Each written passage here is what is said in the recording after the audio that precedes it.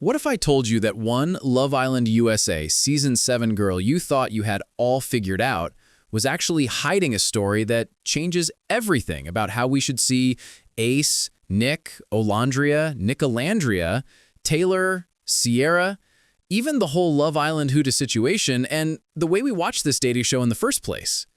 Because while everyone was busy arguing about who Nick and Olandria should have chosen, whether Nicolandria or Ace or Taylor or Sierra deserved the win, and replaying Love Island Season 7 clips like it's still airing, Shelly was quietly sitting on a past that included shelters, motels, microwave dinners, and a level of survival mode that most Love Island USA fans never even imagined. In a new interview, she finally opened up about moving from Miami to New York, about her family losing their home, about being ranked at the bottom by America, and about waking up now as someone who's trying to give back to people experiencing homelessness while also navigating fame, anxiety, and being one half of a fan-favorite couple in the middle of Nicolandria chaos. So today we're going to unpack the side of Shelly and Ace that the edit never really showed. How her childhood shaped the way she loved in the villa, why the rankings hit so hard, and what she's actually trying to build now that the cameras are gone. Before we jump in, do me a tiny favor. Tap that subscribe button like you're voting for your favorite Love Island couple. It's free, it makes the algorithm act right, and it means you won't miss the next deep dive into Ace, Nick, Olandria, Nicolandria, and everything coming out of Love Island USA. All right, let's talk about the real story behind Shelly. If you watched Love Island USA Season 7, you already know the headlines. Ace, Nick, Olandria, Taylor, Cierra, Huda, all spinning in the same universe. You have the Nicolandria love story, the Love Island Huda conversations, the Sierra drama, and Nick and Olandria trying to figure out what their dynamic even was while the whole internet took sides. Somewhere in that storm was Shelly. For a lot of casual viewers, she was the cute one with Ace, the girl with the soft voice, the warm smile, the one who somehow kept her composure even when things got messy.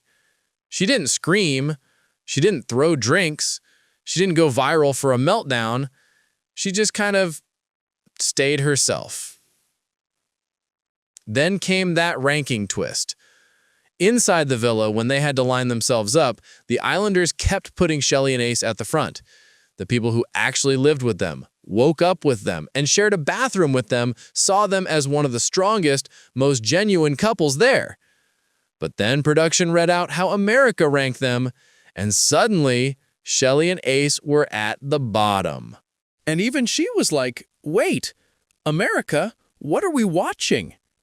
From her point of view, she was just being herself.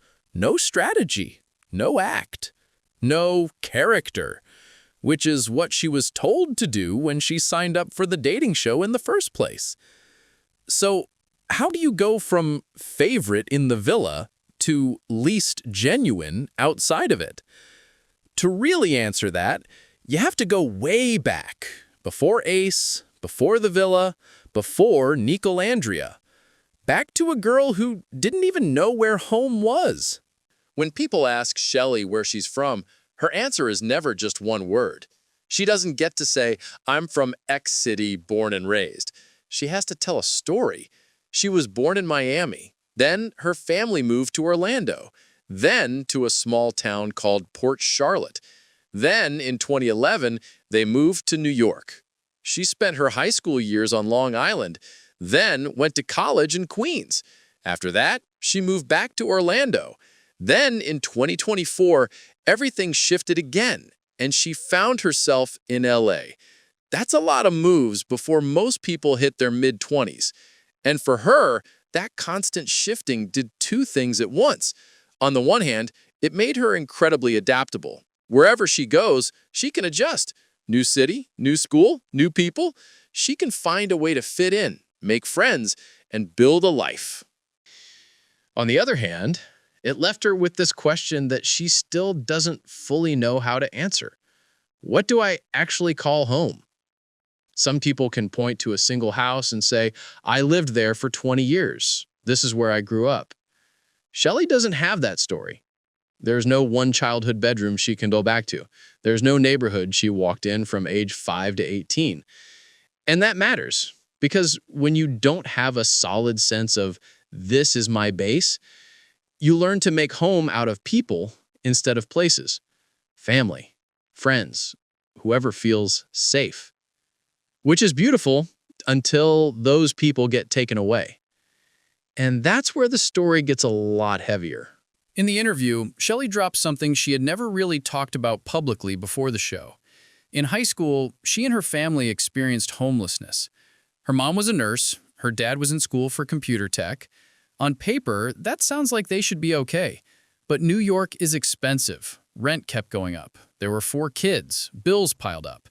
And one day, her parents set the kids down and said the sentence no teenager ever wants to hear, "We have to move out."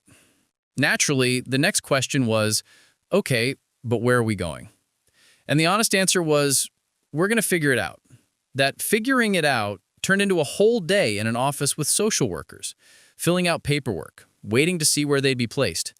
At the end of that day, they were sent to a shelter. They stayed there for a while. Eventually, they were placed in a house. That sounds like a happy ending until the pipes burst. It became unlivable, and they ended up right back in the shelter again. Later, they got moved into something even more intense, a motel-style setup. 2 motel rooms. In one room, her parents. In the other room, Shelly and all her siblings, crammed into a space that was never designed for a long-term family life. They weren't allowed to have a stove, only a microwave. So her mom did what moms do. She made it work. She cooked full meals in a microwave to keep her kids fed as normally as possible in a very not normal situation. And the whole time, almost nobody outside that immediate circle knew. She didn't tell classmates. She didn't talk about it in college. Maybe 2 friends from high school had any idea. For everyone else, she was just the girl who showed up to school dressed nicely, hair done, makeup on, acting like everything was fine. There's one moment she describes that really hits. She missed the after-school shuttle one day, the bus that would take her back to wherever they were staying, so she was stuck at school alone for hours. No ride, no bus, no, I'll just Uber home real quick. She sat there and cried. And in that moment, she told herself, after today, I'm not crying again. That's the day she decided to build a wall. Not the healthy kind of boundaries we talk about on podcasts now. The, I'm going to shut this emotion off so I can survive kind of wall. The kind that lets you function, but also keeps you from fully letting people in. So when you see her later in life, composed, calm, not losing it on TV, it's not because she's never been through anything. It's because she's been through too much and had to become controlled just to get through it. And that's exactly the version of her that eventually walked into the Love Island USA villa. Now imagine this. You've spent your teenage years bouncing between homes, shelters, and motels. You've watched your parents stress about money. You've lived in survival mode. You've built this tough outer shell just to get through. And then suddenly, you're flown to a beautiful island for a dating show. No phone, no bills, no rent, no shift you have to clock into, no day trading just to keep the lights on. For the first time in a long time, you are completely disconnected from real life. That's why Shelly says that being in the villa sometimes felt like a vacation. Not vacation as in she didn't care about anything, but vacation in the sense that for once, she didn't have to worry about how her family was going to pay for where they were living or whether she had enough for groceries. All of that was blocked off. There was literally nothing she could do about it, even if she wanted to. So what do you do when you finally get a break from the stress? You lean into your personality. Her parents raised her very intentionally. Don't bully people. Don't judge. Don't make fun of anybody. Don't leave anyone sitting alone. If someone's by themselves, invite them to the table. Treat people with love, period. That's the version of her we saw in the villa, the girl who laughs, dances, includes people, and tries to stay calm even when the drama is going. Even when she's hurt, she's still thinking, okay, how does the other person feel? What's their side? But here's the part viewers forget. There is no real alone time in the villa. If you're upset, you don't get to go home, lock your door, and process. You're still sleeping next to the person you're mad at. You're brushing your teeth next to them. You're eating breakfast across from them. You can't avoid anyone. For someone like Shelly, who normally deals with heavy emotions by withdrawing and thinking, that's brutal. She talks about one specific moment, when Casa Amor ended and Olandria left. She cried for days, not just because a girl left the show, but because it triggered that old wound. You build a bond with someone, they feel like home for a second, and then the show pulls them away with one twist. That happened to multiple people she cared about. One day they're there, the next they're gone. And you don't even get your phone to text them. It messes with you.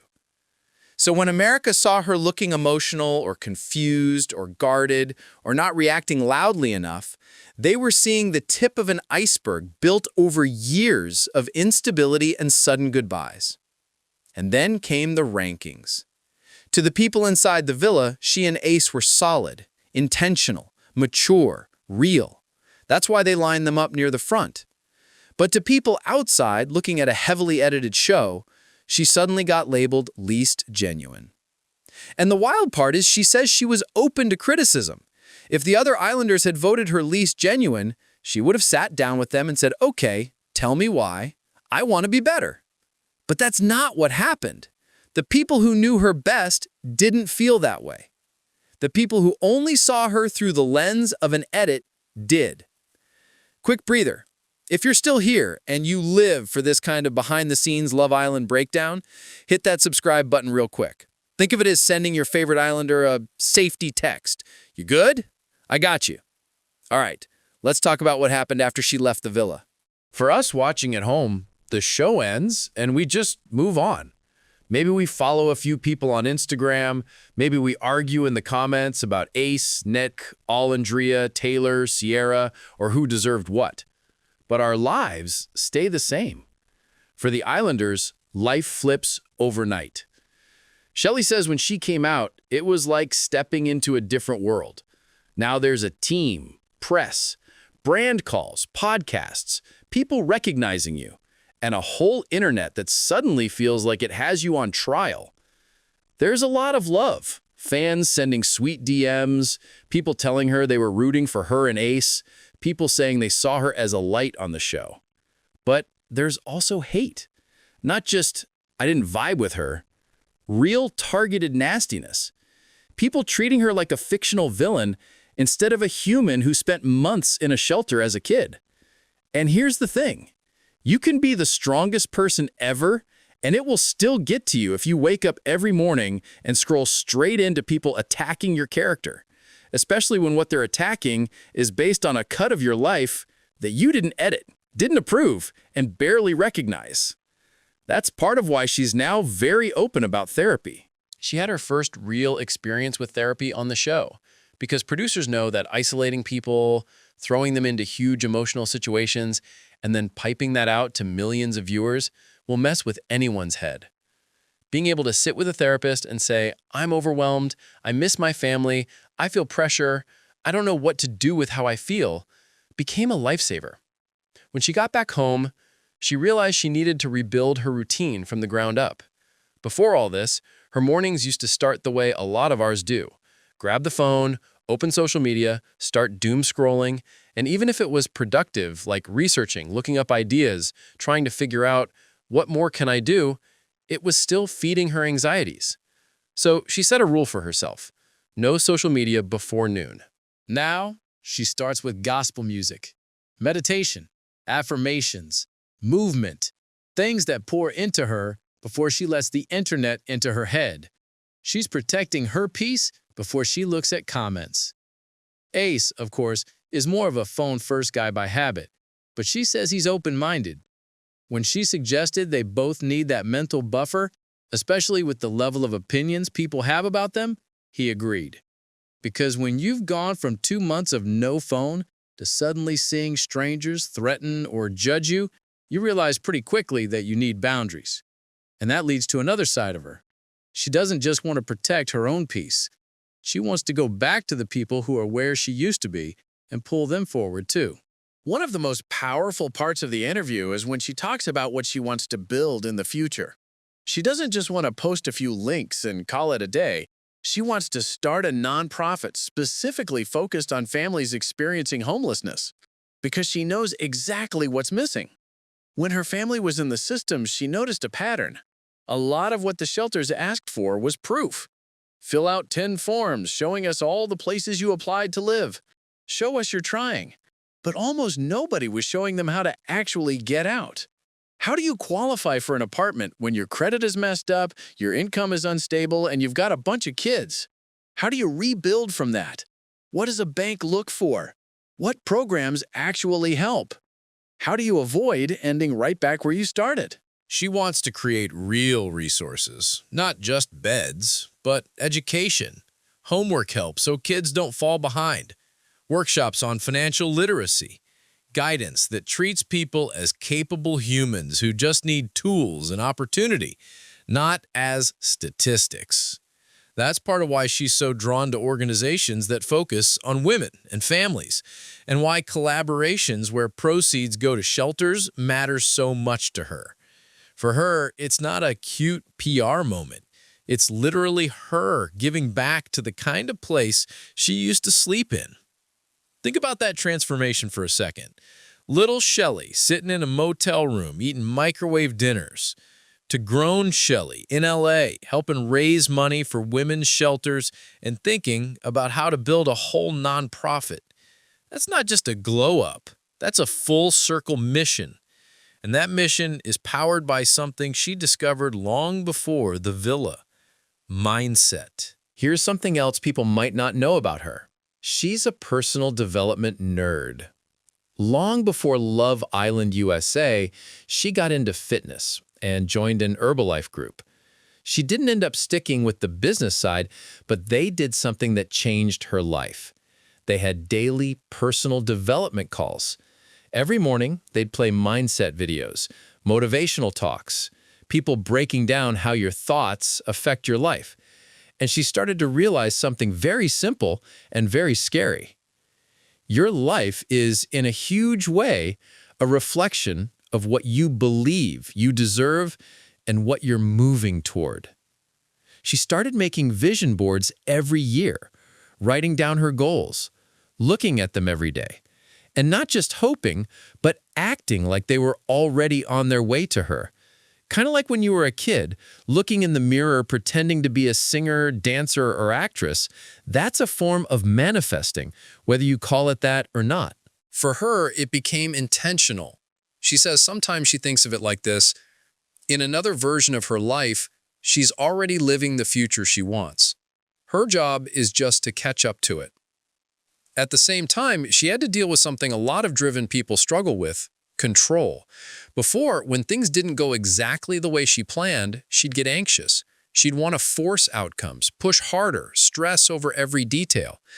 Between personal development content and her faith, she learned to split her responsibilities, control what she can control, her effort, her attitude, her habits, and let the rest go. Let God handle the part she can't touch. It doesn't mean she doesn't care. It means she's not going to let every little thing steal her peace. And here's the crazy part. Before the show, she already had LA on her mood board. She planned to move in March. Then Love Island USA happened, everything accelerated, and suddenly she's actually living in LA with a team there, opportunities there, and a whole new life starting. Now she talks about this next chapter as a slow and steady build. She wants modeling. She wants acting. She wants to plant seeds instead of chasing quick viral moments that burn out. Longevity over instant hype. And she can think like that now because she's not in that old survival mode anymore. The girl who had to budget every single paycheck and figure out how to make rent in New York is now learning how to build a long-term career in LA. That's not by accident. That's vision plus work. So what does all of this actually mean for us as viewers? Especially if you were invested in Love Island USA Season 7, Ace, Nick, Olandria, and Nicolandria, Taylor, Sierra, Huda, and all the drama. It means this. Every time you turn a real person into a character, you're missing 90% of the story. When you see someone get ranked lowest, it's easy to tweet a joke. When you see an edit that makes someone look cold, it's easy to call them fake. When you're watching from the couch, it's easy to pick sides like it's just a scripted show. But none of us saw Shelly missing that shuttle and sitting at school alone, crying for hours. None of us saw her mom fighting to cook proper meals in a motel microwave. None of us saw her parents trying to stay strong in front of 4 kids while they went back and forth between shelters and temporary housing. We didn't see her stare at a vision board in a tiny New York apartment, telling herself that one day her life would look nothing like this. We didn't see her working paycheck to paycheck, doing day trading, budgeting groceries down to the smallest amount. We saw 45 minutes of her day cut by someone else, mixed with dramatic music. That doesn't mean we can't have opinions. You're allowed to root for Nicolandria, for Ace, for Nick, for Olandria, for Taylor, for Cierra, or even for people from other seasons. You're allowed to say, I didn't like that decision, or I don't think they were a good match. But there's a massive difference between having opinions and dehumanizing people. Shelly's story is a reminder that the girl in the bikini smiling on a reality show might also be the girl who used to live in a shelter, who remembers standing in line at a social services office, who once promised herself she'd never cry in public again, and who now wants to build a nonprofit so other families don't get stuck like hers did. And in a weird way, her connection with Ace and the way he set boundaries and stuck to his values in the villa fits perfectly into that story. She needed someone intentional, grounded, not there just to play a character for ratings, someone who could handle her depth, even if the edit didn't always show it. So next time you hop in the comments on a Love Island clip, or you see people going in on someone from the cast, maybe ask a different question. What do I not know about this person? Because if we as fans can hold that little bit of empathy, the Love Island universe becomes a lot more interesting and a lot less cruel. If you watched all the way to the end, first of all, you're a legend. Second, let's recap real quick. We talked about how Shelly grew up without one stable home, how her family went through homelessness and shelters in New York, how that pushed her into survival mode and made her build a wall. We looked at how that wall affected the way she moved in the villa with Ace, how the rankings felt from her perspective, and how therapy and new routines are helping her now. We talked about her dreams of building a nonprofit to help families in the same situation she was once in, her love for mindset work and manifestation, and the way she's building a slow, steady future in LA with modeling, acting, and real impact. And hopefully, the next time we talk about Love Island USA Season 7, Ace, Nick, Olandria, Taylor, Sierra, Huda, Nicolandria, and all the spin-offs of that season, we'll remember that every character we see has a whole off-screen story we don't know yet. If you want more deep dives like this, more context, more nuance, more, wait, that changes everything moments, hit subscribe before you click away. Think of it like sending your future self a little gift. More messy Love Island analysis, less messy comment section energy. Thanks for hanging out with me today, and I'll see you in the next video.